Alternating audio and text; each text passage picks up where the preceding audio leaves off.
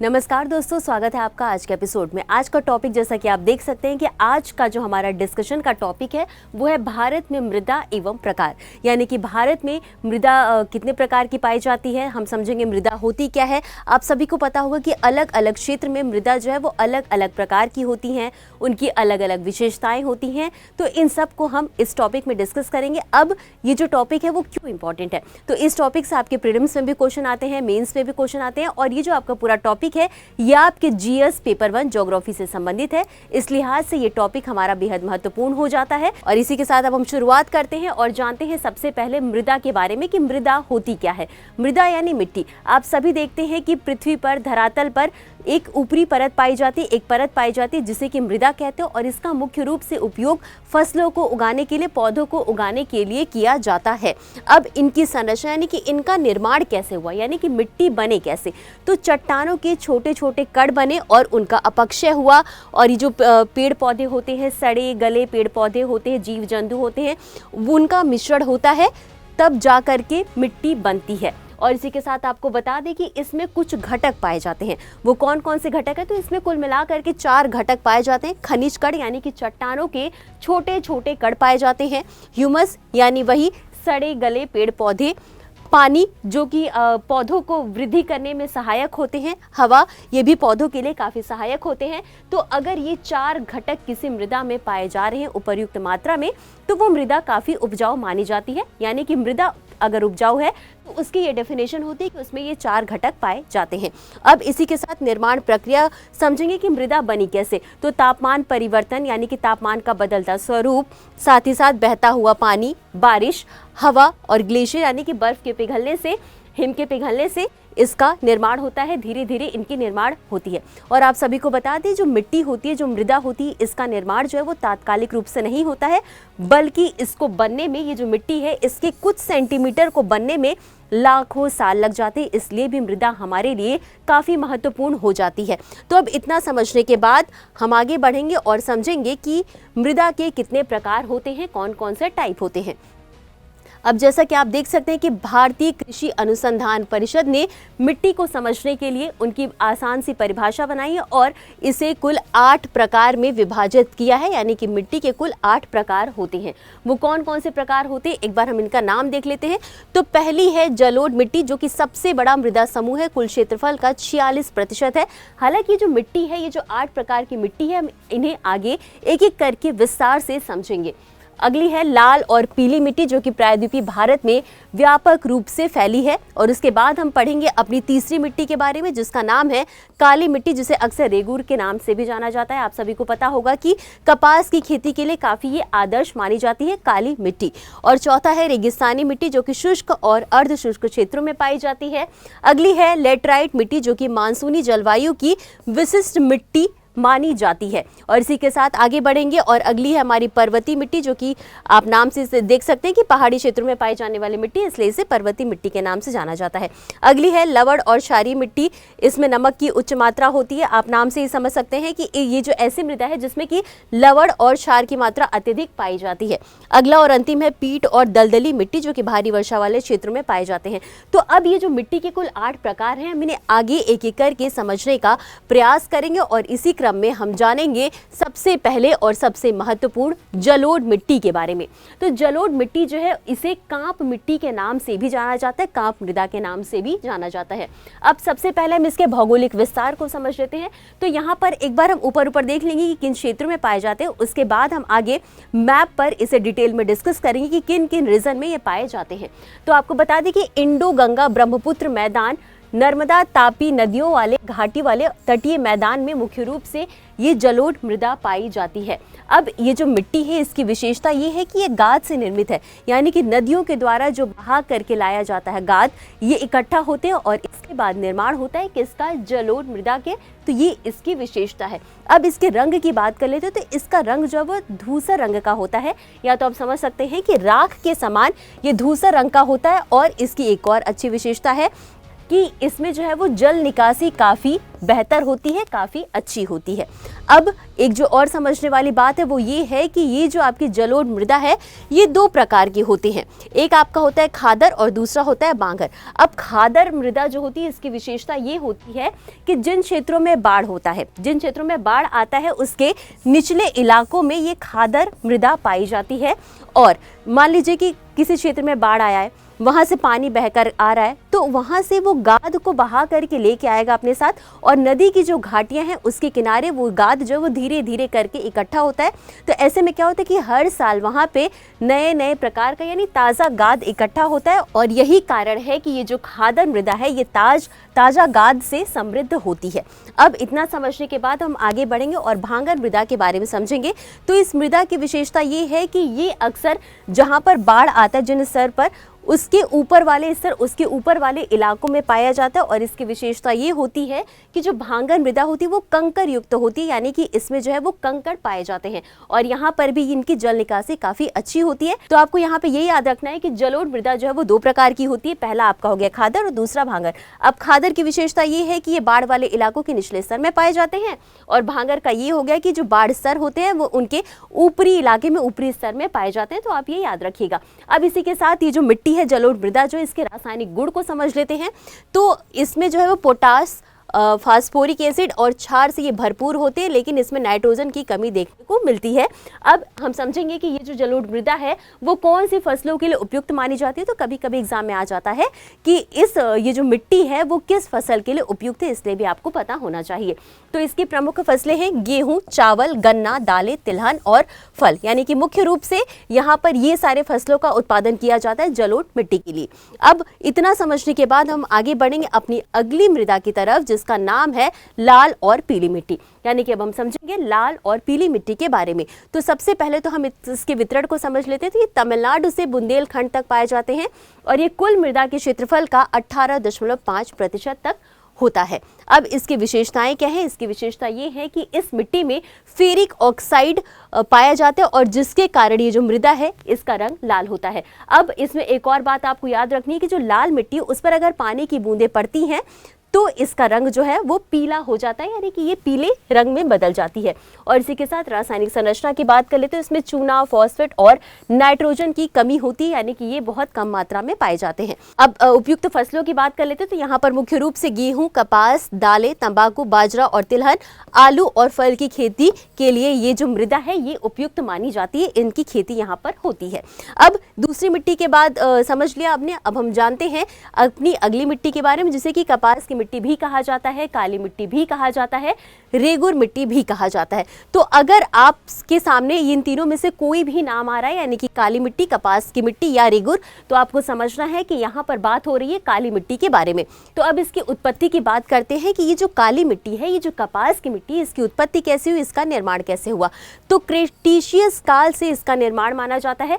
तो क्रेटेशियस काल में क्या हुआ कि धरातल के नीचे काफी लावा जमा हुआ था, और जब ये लावा धीरे धीरे ठंडा होता गया तब निर्माण हुआ किसका? कपास की मिट्टी, यानी कि काली मिट्टी का तब निर्माण हुआ है। इसकी अनूठी विशेषता ये है कि जब ये मिट्टी गीली होती है तो ये काफ़ी चिपचिपी होती है, और गीले होने पर ये फूलती है। इस कारण यहाँ पर जो जुताई की क्रियाविधि है वो काफ़ी मुश्किल हो जाती है, और जब ये सूखती है मिट्टी तो ये काफ़ी चौड़ी हो जाती है। इनके बीच में दरार, काफ़ी चौड़े चौड़े दरार पड़ जाते हैं। अब इसके साथ प्रमुख फसल की बात करें तो यहाँ पर मुख्य रूप से कपास, दालें, गन्ना और खट्टे फल की खेती यहाँ पर पाई जाती है, और मुख्य रूप से यहाँ पर कपास की खेती होती है ये इस मिट्टी के लिए। अब इसे एक और बात जो आपको ध्यान रखनी है रासायनिक संरचना की, तो ये जो मिट्टी है इसमें लोहा, चूना, कैल्शियम, पोटाश, एल्यूमिनियम और मैग्नीशियम से भरपूर होती है, और इसके अलावा यहाँ पर नाइट्रोजन, फास्फोरस और कार्बनिक पदार्थ की इस मिट्टी में कमी देखने को मिलती है। अब इस मिट्टी की एक और खास विशेषता है, और वो ये है कि स्वयं जुताई प्रभाव, यानी कि ये जो मिट्टी है इसकी जुताई स्वयं से हो जाती है। कैसे? तो जब बारिश होती है तो ये जो मिट्टी होती है वो बारिश को, पानी को अपने अंदर जमा कर लेती है, जिसके कारण ये जो मृदा है इसमें नमी बनी रहती है, और ये खासकर उस समय पर उपयुक्त मानी जाती है जब मान लीजिए कोई फसल है जिसे वर्षा की बहुत ज़्यादा ज़रूरत है और वर्षा उतनी पर्याप्त मात्रा में नहीं हो रही है। तो इस मिट्टी की ये खासियत है कि जो वर्षा वाले खाद्यान्न पदार्थ होते हैं, अगर वर्षा उन्हें पर्याप्त मात्रा में नहीं मिल रही है तो उस स्थिति में भी जो फसल है वो सूखते नहीं है। क्यों? क्योंकि मिट्टी में इतनी नमी पानी बनी रहती है। तो इतना समझने के बाद अब हम आगे बढ़ेंगे अपनी अगली मिट्टी की तरफ, जिसका नाम है रेगिस्तानी मिट्टी। जैसा कि नाम से ही पता चल रहा है, रेगिस्तानी मिट्टी यानी कि मुख्य रूप से आपकी रेगिस्तान में पाई जाती होगी।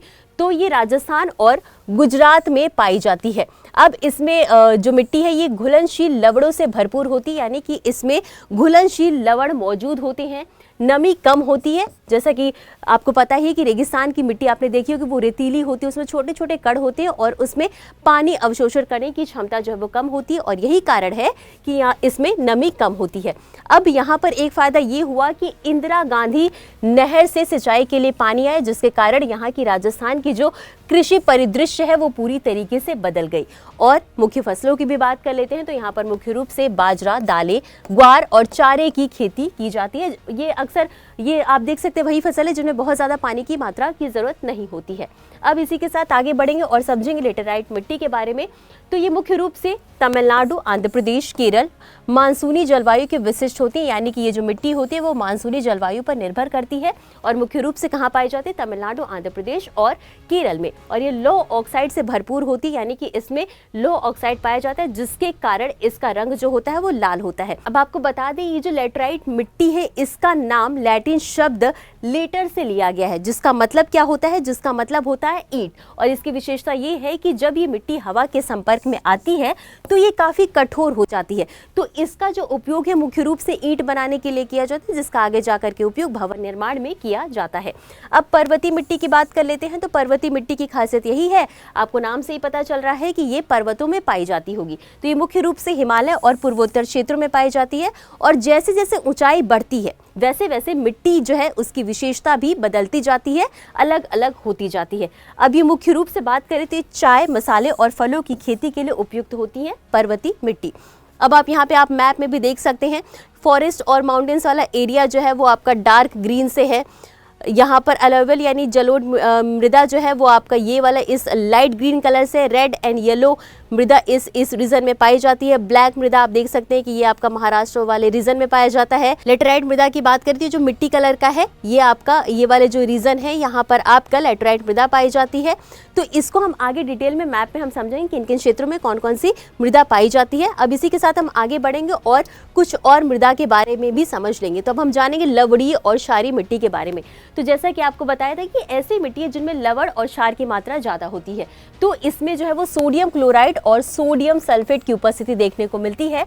और जब आप इस मिट्टी को देखेंगे तो इनकी सतह पर आपको सफेद नमक की परत दिखाई देती है और इन्हें अलग अलग नामों से भी जाना जाता है। तो इसे रेह, कल्लर, उसर, रकर और थूर के नाम से भी जाना जाता है। लवणीय और क्षारीय मिट्टी को रीजन की बात कर लेते हैं तो ये राजस्थान, हरियाणा, पंजाब, उत्तर प्रदेश, बिहार और महाराष्ट्र में पाई जाती हैं। हालांकि ये जो मिट्टी है इसकी जल निकासी को बेहतर बना करके, इसमें जिप्सम डाल करके, चूने का छिड़काव करके, नमक प्रतिरोधी फसलें उगा करके इस मिट्टी की गुणवत्ता को सुधारा जा सकता है, उपयोग में लाया जा सकता है। अब हम समझेंगे पीट और दलदली मिट्टी के बारे में। तो आपको नाम से समझ में आ रहा है दलदली मिट्टी यानी कि ऐसे क्षेत्र जहां पर दलदल होते हैं उस एरिया में ये दलदली मिट्टी पाई जाती है। अब दलदल कहां बनते हैं, जहां पर भारी वर्षा होती है, खराब जल निकासी होती है, भारी वर्षा के कारण एक जगह पर पानी इकट्ठा हो जाता है और वो धीरे धीरे इकट्ठा होते होते आपका दलदली क्षेत्र बन जाता है और वहां पर जल निकासी अच्छी नहीं होती है और ये भी एक कारण है।